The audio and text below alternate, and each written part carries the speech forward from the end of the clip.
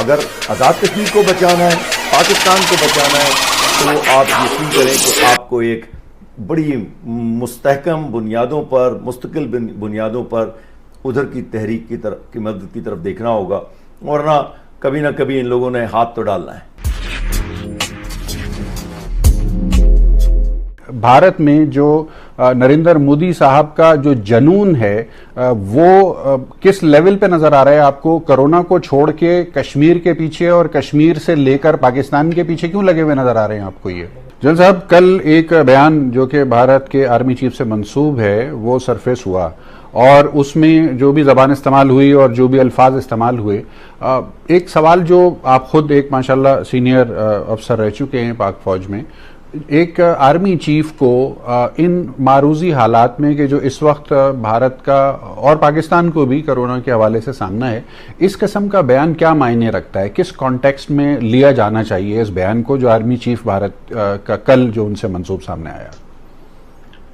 جی دیکھیے، بات یہ ہے کہ ابھی تک جو کچھ ہوتا آیا ہے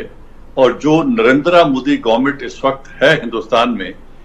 یہ دیکھ رہا ہوں کہ وہ جو کچھ کہتے ہیں وہ کر گزرتے ہیں، اور وہ اس سے 1 انچ بھی پیچھے نہیں ہٹتے۔ سٹیزن امینڈمنٹ ایکٹ انہوں نے لانا تھا، وہ لا کے چھوڑا۔ پھر انہوں نے کشمیر کا سٹیٹس تبدیل کرنا تھا جو کانسٹیٹیوئنٹ اسمبلی تھی، اور کشمیر کو UN ریزولوشنز کو ڈس ریگارڈ کرتے ہوئے،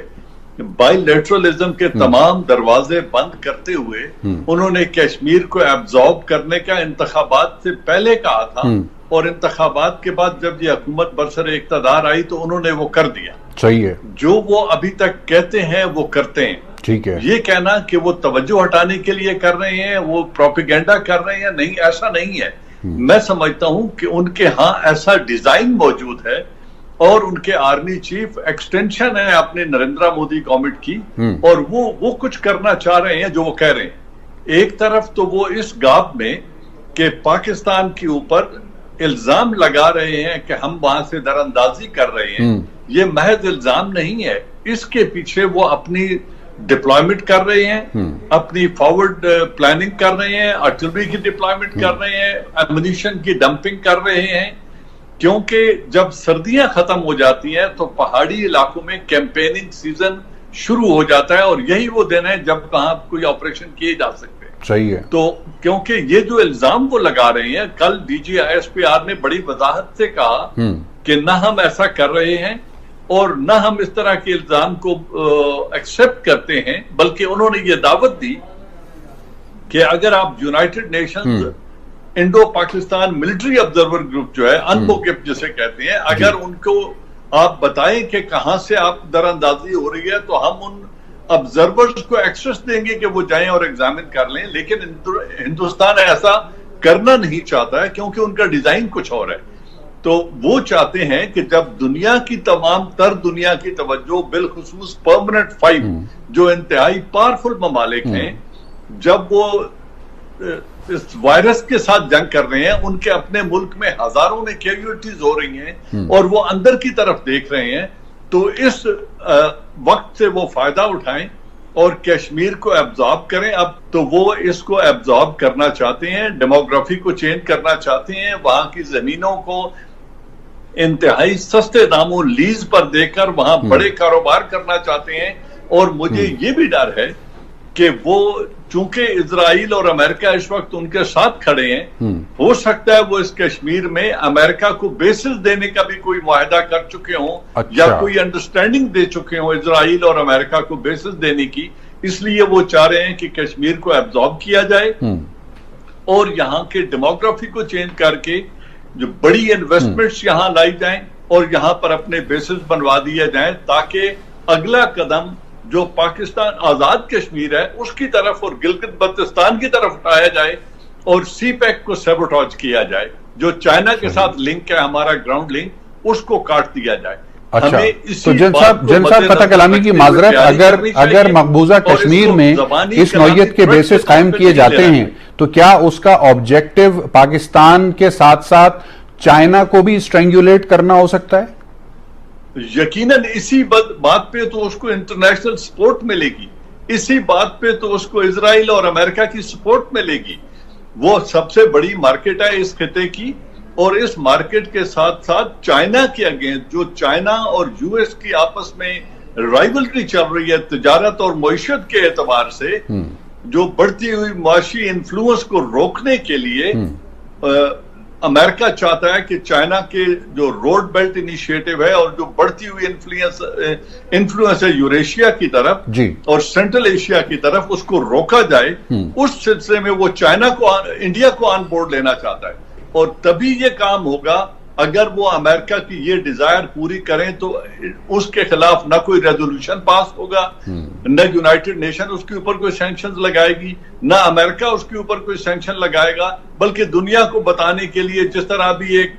یو ایس کے کمیشن انٹرنیشنل ریلیجس ٹالرنس کے اوپر کمیشن کی رپورٹ آئی ہے، اس طرح کی زبانی کلامی تنقید آ جائے گی، کچھ کنڈمنیشن آ جائے گی، کوئی عملی قدم ہندوستان کے خلاف نہیں اٹھایا جائے گا کشمیریوں کے اعتبار سے۔ میں اس کو اس طرح دیکھتا ہوں۔ ٹھیک ہے جن صاحب، ساتھ ہی رہیے گا ہمارے۔ طارق پیرزادہ صاحب، بہت ہی آبجیکٹیو انالیسس آ گئی سامنے،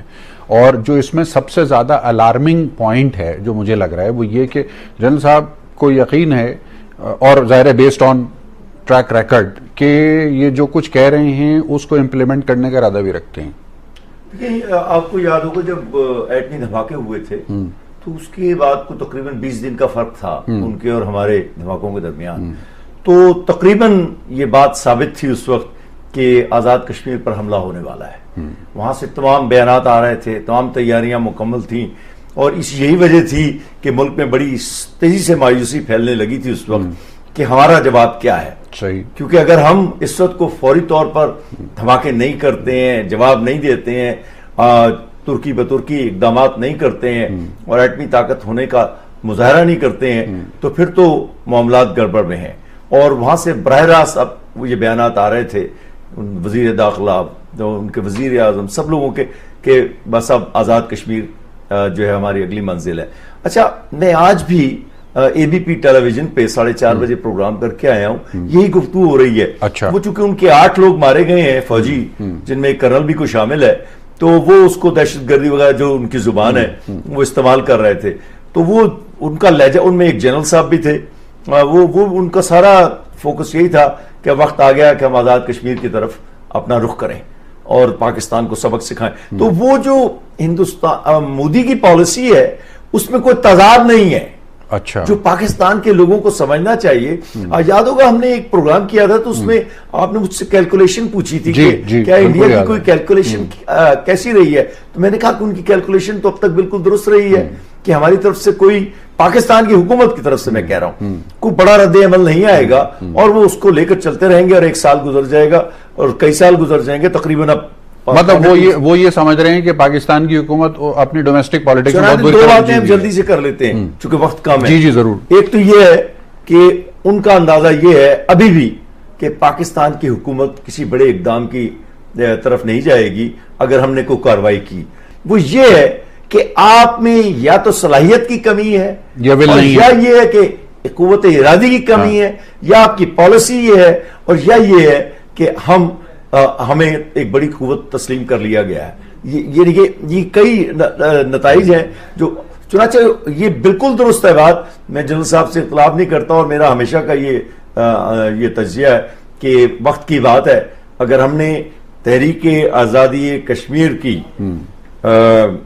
منصوبہ انسانی بنیادوں پر، مالیاتی بنیادوں پر، نیم عسکری بنیادوں پر، عسکری بنیادوں پر مدد نہ کی تو بالآخر ایک بڑی جنگ کی صورت میں کبھی نہ کبھی تو ہمارا تصادم ان سے ہوگا، اور اس کو روکنے کا بہترین طریقہ یہی ہے کہ آپ اس تحریک آزادی کی مدد کریں عملاً، لیکن مجھے وہ نظر نہیں آتی ہے، اور یہ کرنا حکومت پاکستان نے۔ یاد رکھیے سر، FATF لگایا ہوا ہے نا آپ کے پیچھے، جی ایک آپ کے پیچھے FATF لگا ہوا ہے، آپ کیا کریں گے؟ جی میں دیکھیں وہ ساری باتیں نہیں کر سکتے۔ اگر خوف جو ہے، اگر خوف کو